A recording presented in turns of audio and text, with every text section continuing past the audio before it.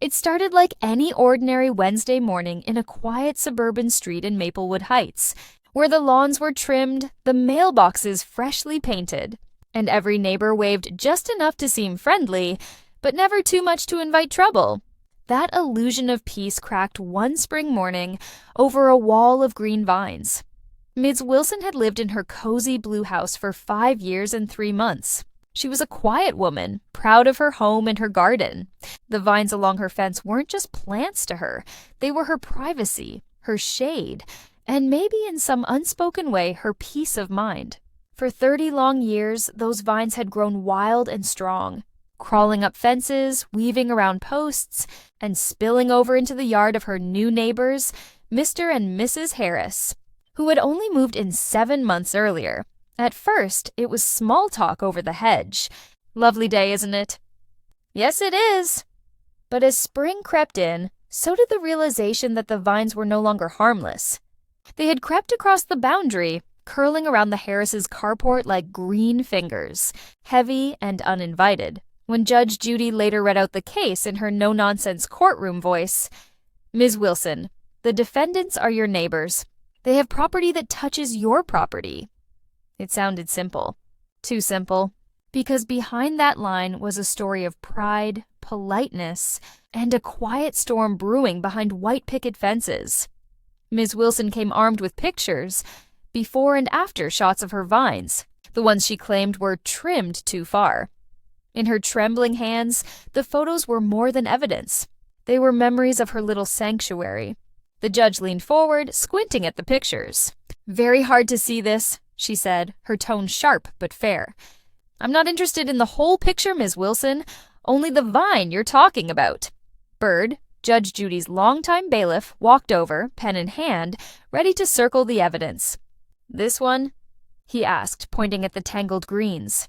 "No," Ms. Wilson replied quickly. "That's over my carport." The courtroom chuckled, and Judge Judy smirked. "Ms. Wilson, if you confuse Bird, you're definitely going to confuse me. And I've known him for 35 years. He is confused." Laughter rippled through the audience, but Ms. Wilson's tight-lipped expression didn't change. For her, this wasn't a joke. It was personal. When it was the Harrises' turn to speak, Mr. Harris, tall and calm, explained what had happened. "We were having a spring cleanup, Your Honor. The lattice between our carports was sagging. We asked Ms. Wilson if we could remove it. She said yes.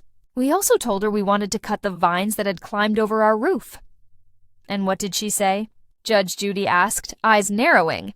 "She said that's fine, but please don't damage them." She wanted to keep her privacy and the beauty. For a second, the courtroom fell quiet. The image hung in the air, a woman's love for her greenery versus a neighbor's right to keep their home clean. Judge Judy, never one for hesitation, turned to Ms. Wilson. "Why didn't you pay a gardener to remove your vines from their property?" she asked, her voice sharp as a knife. "It was your nuisance, not theirs." Ms. Wilson's voice wavered. "The vines had been there for 30 years. Who cares?" Judy snapped, pounding the words like a gavel strike. "They told you they didn't want them there. You should have taken 30 years' worth of growth off their property. That's your responsibility." The audience leaned forward, eyes wide. You could feel the room shift, the sympathy once for Ms. Wilson now tilting toward the neighbors who just wanted their home back from nature's grip. Still, Ms. Wilson tried one last time. But he stood on a ladder. "No, Ms. Wilson." Judge Judy cut her off. "You should have removed those vines yourself as soon as they told you. If you wanted them cut your way, you should have done it your way. They were being nice. I would have said, 'Chop it off. I don't care how. It's encroaching on my house. Bugs come, ants come, vermin come.' That's where they live. In vines." Every word landed heavy, and then came the silence, the kind that fills a room when truth finally breaks through pride. Ms. Wilson stood frozen, her lips pressed tight, realizing that in trying to keep her privacy, she had lost her peace. Judge Judy leaned back in her chair, her verdict clear. "Ms. Wilson, your vines were destroyed? That comes under the category of too bad. If you wanted them maintained a certain way, you should have removed them yourself.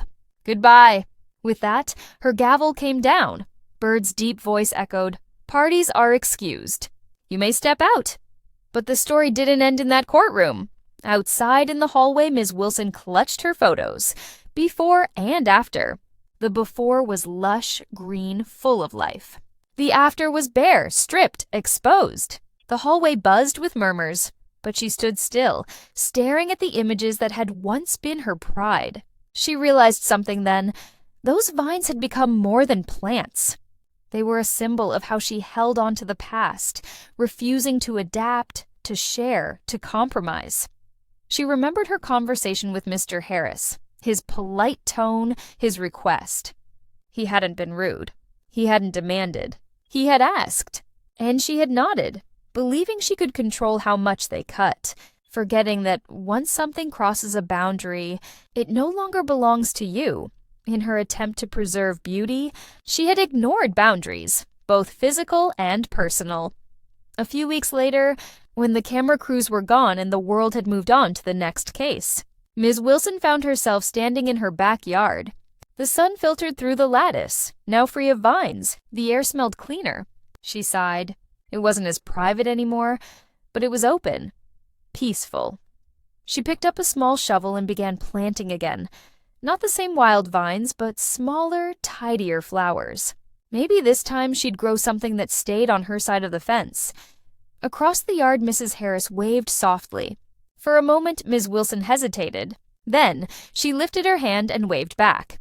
It wasn't much, but it was a start. Lesson for listeners and viewers. Boundaries, whether fences, friendships, or feelings, exist for a reason. When we let pride or comfort make us ignore them, we risk losing more than we protect. Sometimes, doing the right thing means cutting away what you love most before it overgrows into someone else's peace. Respect your neighbor's space, your friend's limits, and life's natural borders. Because, in the end, what you think you're protecting might be the very thing holding you back.